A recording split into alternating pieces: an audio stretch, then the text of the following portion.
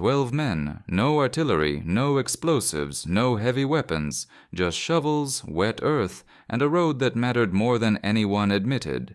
By dawn, an armored column meant to punch through in 6 hours would be stalled for 30. By nightfall, its commander would be demanding executions. By the second day, Berlin would be asking why steel had been stopped by dirt. The road was a narrow ribbon cutting through pine forest and marshland, the only reliable approach to a river crossing that fed the wider offensive. If that crossing fell on schedule, an entire flank would collapse. If it didn't, timetables would buckle, supplies would choke, and tempers would turn violent. But what the reports said did not fit. Tanks were not destroyed in neat columns. Bridges were not blown. There were no massed ambushes. The maps showed nothing dramatic, just a series of minor delays, vehicles bogged in mud, radio confusion, a handful of unexplained mechanical failures. And yet the advance slowed, then stuttered, then froze. The first unsettling event was small. A lead vehicle halted for what seemed like a shallow depression in the road. The driver insisted it hadn't been there at dusk. When they tried to tow him free, the recovery vehicle sank beside him. That was when Captain Marcus Adler unfolded the field map and said very quietly, "We won't fight them, we'll make them fight the ground." Adler was the frontline leader, thin, deliberate, with a habit of brushing soil between his fingers before speaking, as if testing truth by texture. With him were 11 others, Tomas Ionescu, barely 19, who flinched at every snapped twig, Sergeant Petru Halmai, a pragmatic veteran who knew every contour of the forest and muttered, "The forest remembers," and 9 more who carried shovels as if they were rifles. Opposing them was Colonel Friedrich Brandt, commanding the armored spearhead. Brandt polished his glasses whenever irritated, a precise, irritated gesture, and believed in momentum the way priests believe in scripture. Above him, in a distant operations room, a higher command figure waited for confirmation that the crossing would fall before sunset. Why did this route matter? Because alternatives were swamp or mountain. Because supply trucks could not reroute without losing days. Because speed was the doctrine. The road was a funnel, and funnels do not forgive hesitation. Adler's mission was not to hold the line in the conventional sense. He had 12 men and a time limit. Delay the column for 1 night. No more. Long enough for reinforcements elsewhere to reposition. They were given rifles, minimal ammunition, and tools meant for trenches. No explosives, no promises. "What's the plan?" Thomas asked, voice too loud in the trees. Adler knelt, pressed his palm into the road's damp edge. 3 hours of digging, not deep, wide. Halmai nodded. "Shallow wounds bleed longer." The first question loop opened. How could shallow digging stop armored steel? They weren't building barricades. They were reshaping the margins, undercutting the road's edges where drainage was already weak, thinning the compacted soil beneath gravel, redirecting a trickle of marsh water toward the crown. Invisible work. Patient work. They labored in silence, moving in pairs. Shovels bit into earth with soft, rhythmic thuds. The air smelled of pine resin and wet leaves. Every 15 minutes, Halmai would whisper, "Enough, move." They shifted 50 meters down, repeating the process. Tomas nearly cried out when an owl burst from the underbrush. Adler steadied him with a glance. "Breathe through your teeth," he said, a phrase that would return later.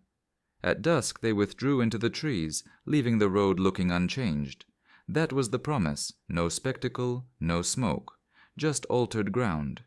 Meanwhile, in Brandt's forward command vehicle, engines idled like restrained animals. Reports filtered in. Weather damp, visibility moderate, scouts saw no fortifications. Brandt adjusted his glasses. "We proceed at dawn." The second question loop. Would the soil truly give way under the weight? At first light, the lead tank rolled forward. For 200 meters, nothing happened. Confidence swelled. Then the left tread dipped, barely noticeable. The driver compensated. 50 meters later, the right tread sank deeper, the road's crown crumbling where water had seeped overnight. The tank halted. Recovery was ordered. Another vehicle edged around, hugging the shoulder. That shoulder had been undercut. It collapsed. Within minutes, 2 armored vehicles were tilted at angles that made gunners nauseous. Not destroyed, just immobilized. Brant's irritation surfaced. He polished his glasses. "Clear the obstruction." "There is no obstruction, sir." That answer opened a new loop. If there was no visible enemy, who was fighting them? In the trees, Adler watched through binoculars. He did not smile. He brushed soil between his fingers. "They'll fix it," Thomas whispered. "Yes," Adler said, "and then they'll trust the road again." Halmai leaned close. "The forest remembers." By noon, engineers had filled the depressions with planks and gravel. The column resumed. The first delay seemed minor.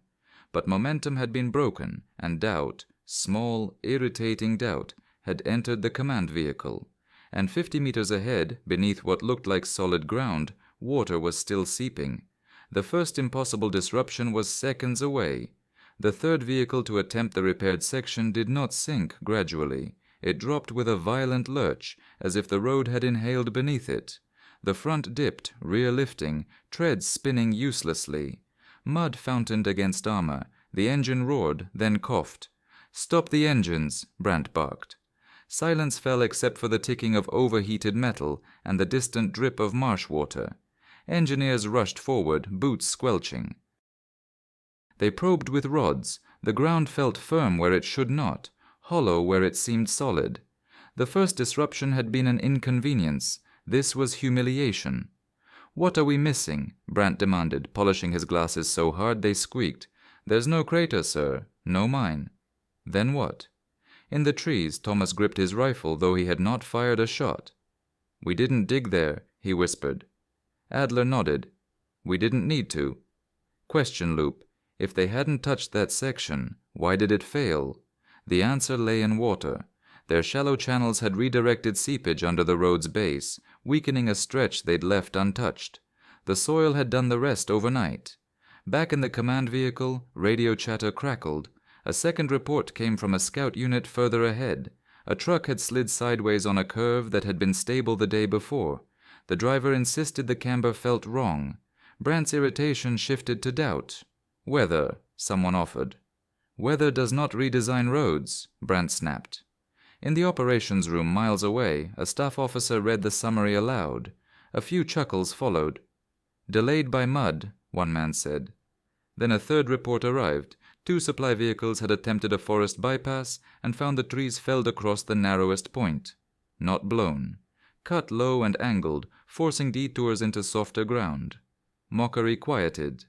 Another loop opened. Was this coordinated resistance or coincidence? Brant ordered a sweep of the forest. Infantry fanned out, boots crushing pine needles. They found shovel marks. Nothing else. "They're here," one soldier muttered. "Who?" his sergeant asked. Silence. Adler's group had already shifted deeper into the woods. Halmai led them along a deer path invisible to untrained eyes. "Step where I step," he whispered. They had fired no shots, yet tension tightened like wire. Thomas jumped at every rustle. "Breathe through your teeth," Adler reminded him. By late afternoon, the engineers declared the road passable again. Reinforcements were requested, not because of losses, but because of confusion. Brant disliked confusion more than casualties. He faced a decision: push aggressively and risk further embarrassment, or pause and risk missing the operational window. The higher command's message was blunt: advance must continue. Brant polished his glasses. We advance. Question loop. Would advancing play into the trap? The column moved cautiously now, spacing widened, scouts probing every meter. That caution slowed them further. At a narrow bend flanked by marsh, a vehicle veered slightly off-center to avoid a suspected soft patch. The edge collapsed. Not dramatically, just enough to tilt and block the road. Infantry cursed. Engineers scrambled. In the forest, Halmai watched through leaves. "They hug the center now," he observed. Adler nodded. "So we thin the center." "How?" Thomas asked. "With time." That night, under cover of rain, they worked again, scraping beneath the crown where earlier repairs had been hastily packed. They moved quickly, rotating positions, leaving minimal trace. Question loop. Could they keep this up without being caught?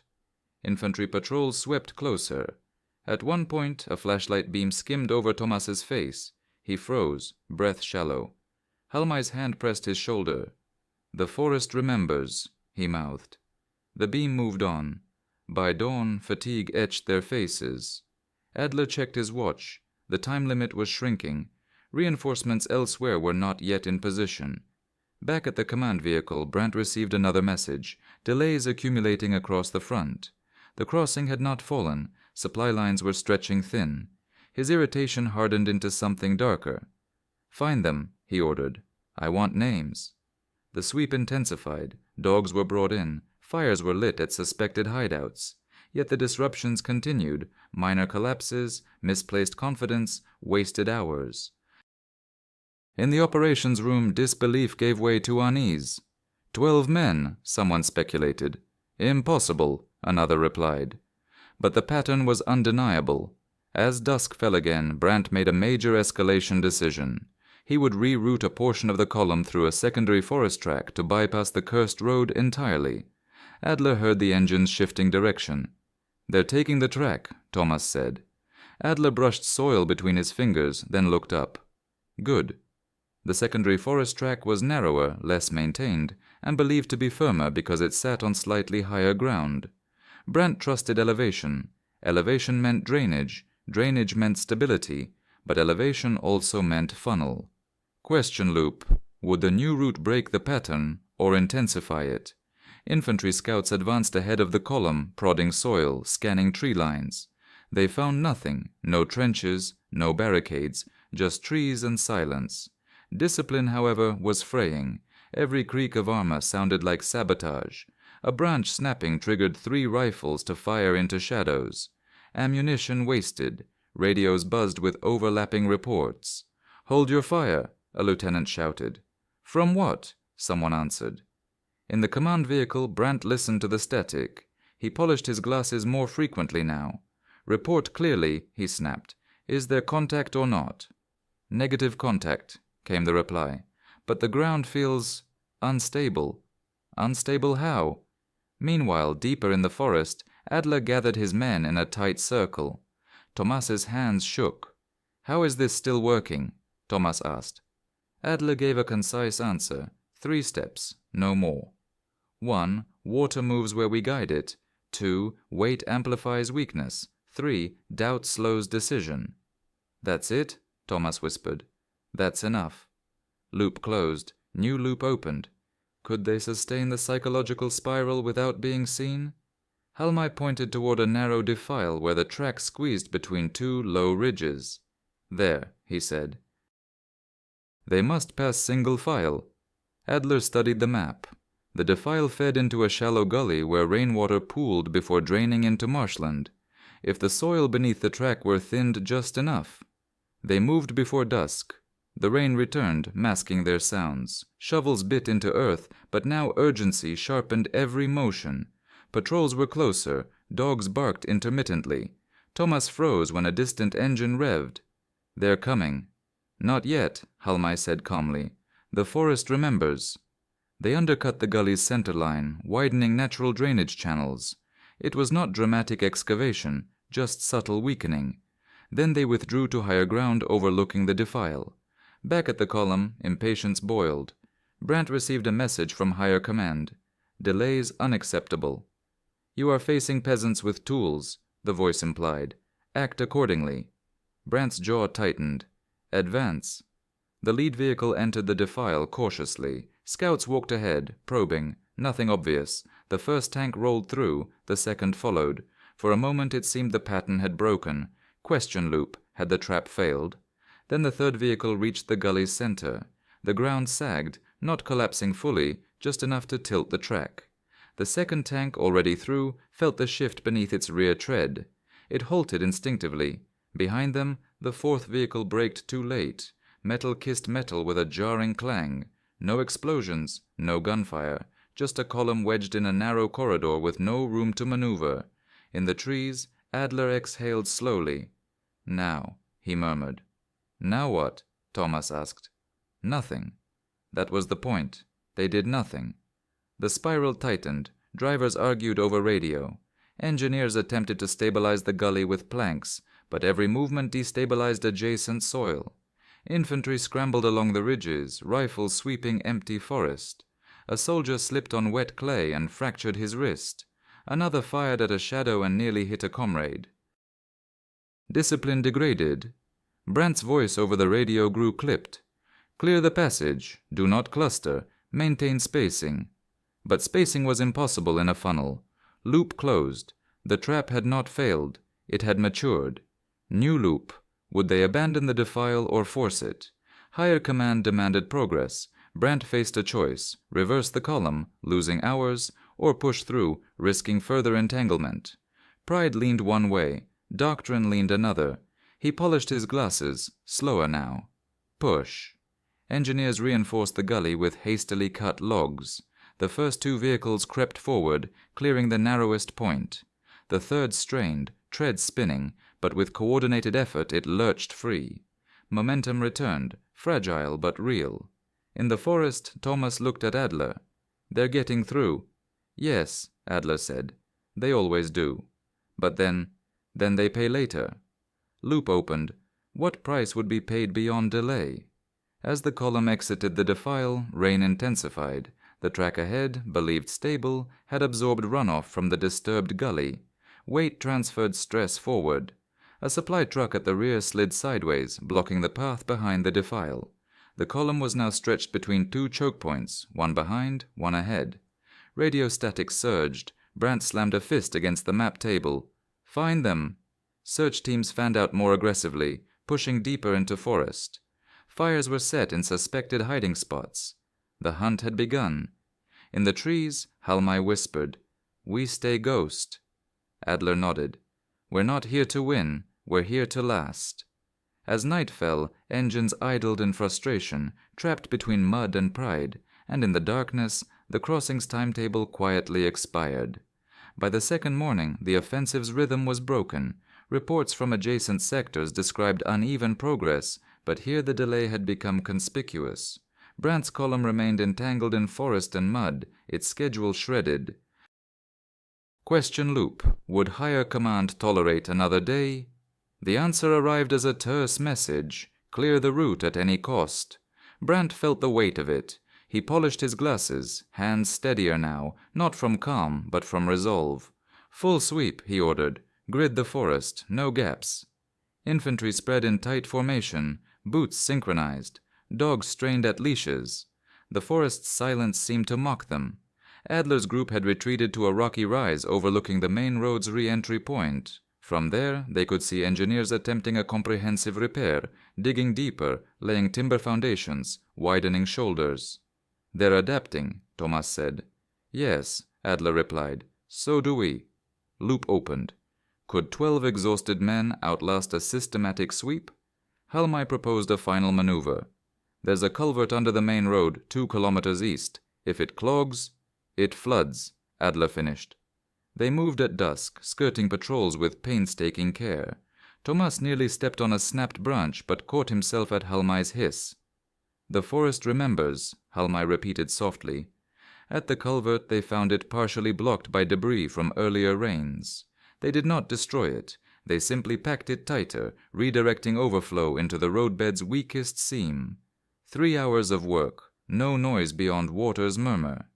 Back at the column, engineers declared the main road finally secure. Vehicles advanced cautiously. Confidence flickered back to life.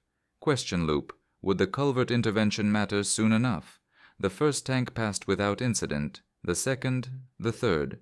Brandt allowed himself a thin smile. Then rain intensified. Water pooled where it should have drained. The seam along the road's edge darkened. A heavy supply vehicle, overloaded with ammunition, rolled across the saturated section. The ground liquefied beneath it. The vehicle did not explode. It simply sank at an angle that blocked half the road. Attempts to tow it free worsened the collapse, spreading instability laterally. Within minutes, a section of road 10 meters long became a quagmire. Brandt stared at the scene through binoculars. For a moment, he said nothing. Then he removed his glasses and, for the first time, did not polish them. He gripped them so tightly his knuckles whitened. "Find them," he whispered. This was the breaking point. Higher command demanded explanation. "Are you engaged by significant forces?" came the question. Brandt hesitated. Significant forces. There were no visible battalions, no artillery barrages. Negative, he answered. We are engaged by terrain manipulation. Silence on the line. Institutional panic flickered beneath the surface. Terrain manipulation implied ingenuity. Ingenuity implied coordination. Coordination implied a threat larger than 12 men. Loop closed. The culvert had mattered. New loop. Would the hunt succeed? Search teams intensified efforts. A patrol stumbled upon fresh footprints near the rocky rise. Dogs barked wildly. In the trees, Thomas heard them. They're close. Adler's voice was calm. Breathe through your teeth. They split into pairs, prearranged paths through undergrowth. No one ran. Running left trails. A search party crested the rise minutes later. They found a cold fire pit and shovel impressions. Nothing more. Frustration boiled over. One soldier fired into trees. Another shouted accusations at shadows. Brandt, informed of the near discovery, felt humiliation burn. Double the perimeter, he ordered, but doubling the perimeter thinned the center. That night, with engines idling and tempers frayed, a miscommunication over radio caused 2 units to converge on the same narrow spur road. In attempting to avoid collision, one vehicle slid off into marsh. No enemy present, just fear. By dawn, the timetable had collapsed beyond recovery. The crossing would not fall on schedule. Brandt faced the reality he dreaded. The offensive spearhead had been blunted not by superior firepower, but by doubt and dirt. Higher command's response was curt. Secure the route, then continue. Investigate sabotage. The hunt became ruthless, and in the forest, 12 men prepared to disappear. The sweeps grew methodical. Grids were drawn over maps. Units rotated to avoid fatigue. Patrols marked trees with chalk to track coverage. Question loop. Could the 12 evade a systematic net tightening hourly? Adler imposed strict rules: no fires, no speech above a whisper, move only at rain or dusk, erase footprints with pine boughs. Halmai led them through terrain no map detailed, animal paths, rocky shelves, shallow streams that erased scent. The forest remembers, he said again, softer now. Thomas had stopped trembling. His fear had condensed into focus. When a patrol passed within 20 meters, he did not flinch. Back at the column, Brandt received an interim assessment. Delays cost time but not catastrophic losses. Official language softened reality. The narrative would emphasize weather complications. Brandt polished his glasses once more, slower. He understood the implication. The embarrassment would be absorbed, reframed. Loop closed. Institutional denial had begun. New loop? Would the 12 be caught before disappearing? One patrol finally cornered a pair, 2 of Adler's men, near a marsh edge. Shots were fired, not many. One man was grazed, the other led the patrol into thicker brush, then doubled back across a stream. By the time reinforcements arrived, the forest had swallowed them again. Brandt ordered an intensified hunt, but pressure from higher command shifted. Stabilize and proceed, the message read. The crossing's strategic value had diminished as other fronts adjusted. Momentum elsewhere compensated for this failure. The hunt's urgency waned, not from success, but from shifting priorities. Adler sensed the change. They're tired, he said. So are we, Thomas replied. Yes, Adler agreed, but we only need to be tired longer.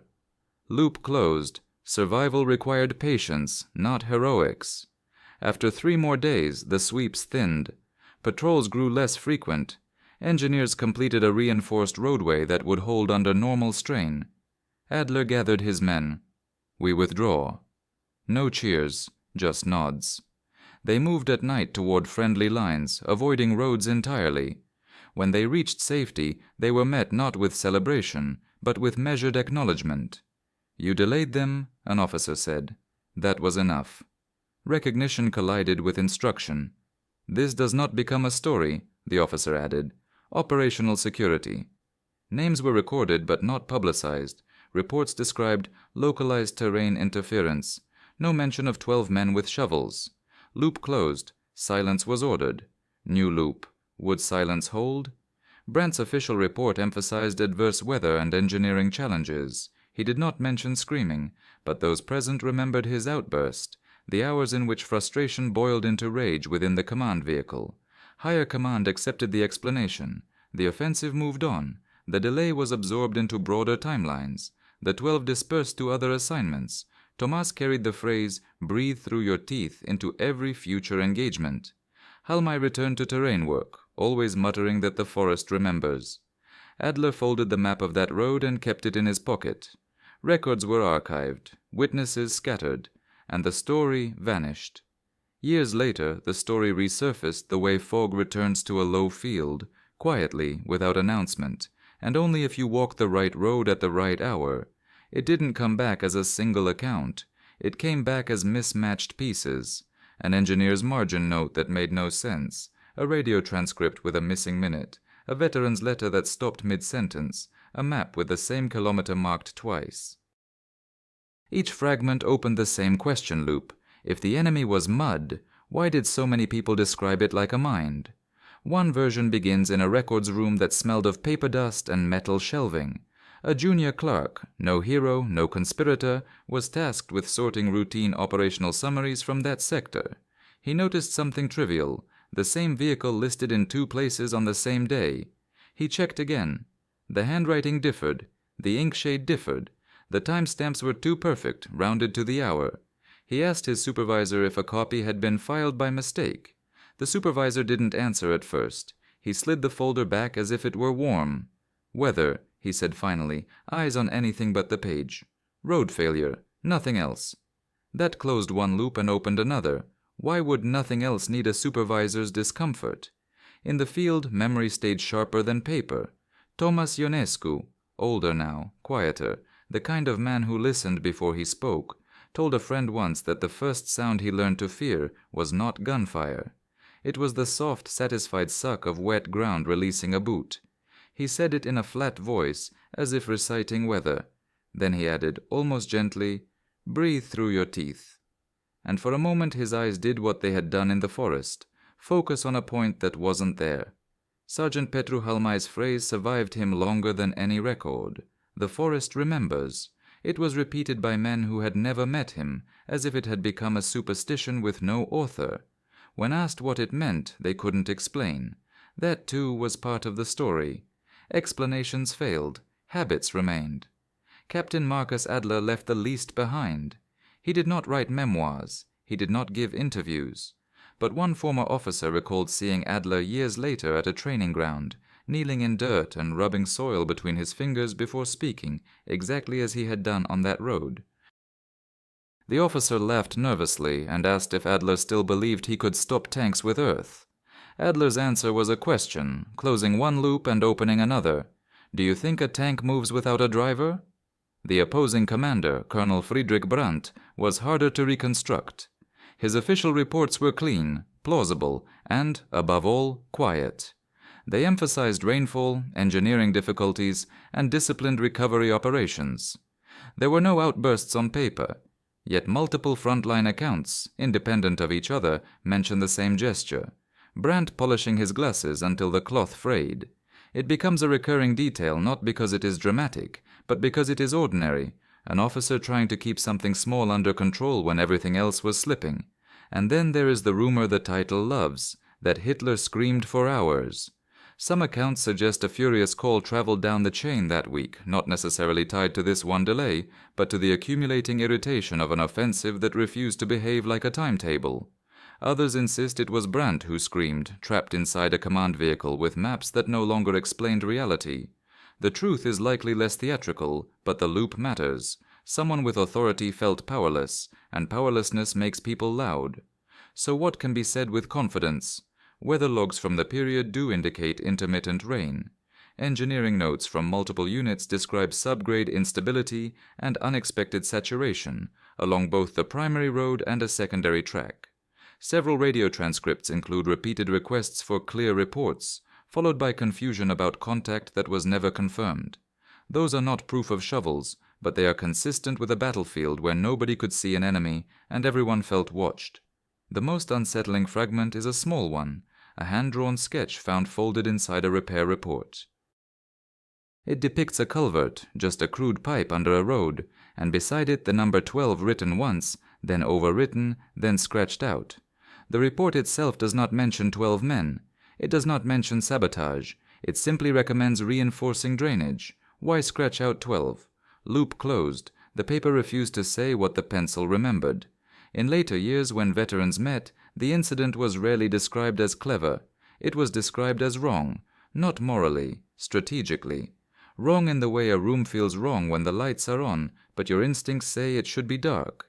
Men who had endured artillery would talk about that road with more discomfort than pride. They spoke of silence in the trees that made radiostatic sound personal. They spoke of footsteps that weren't there. They spoke of engines idling too long, of commanders giving orders as if volume could change physics.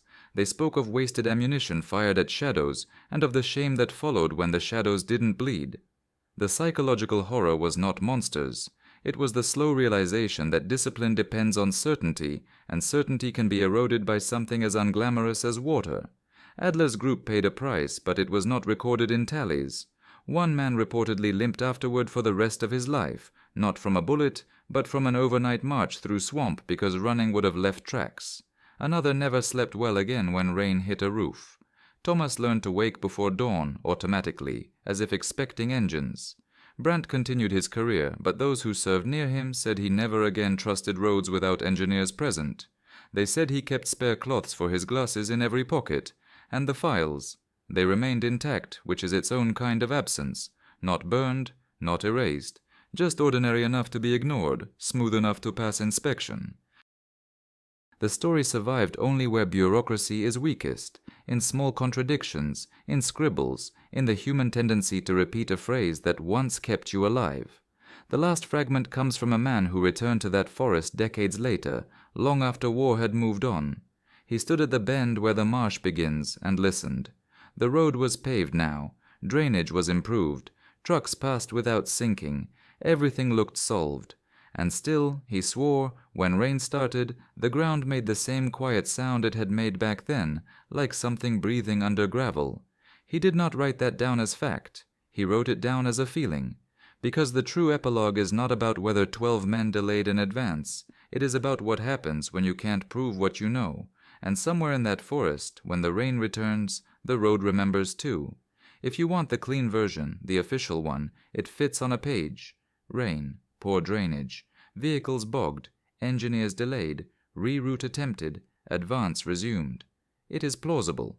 It is also incomplete in the way a photograph is incomplete when someone has cut a person out of the frame. The reconstruction that veterans traded among themselves was messier. It began with a simple premise. Steel is powerful, but it is also heavy, blind from certain angles, and dependent on human rhythm. Break rhythm, and power stumbles.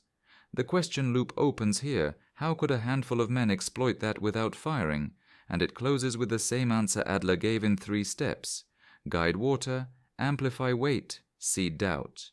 But the final twist is not mechanical. It is administrative.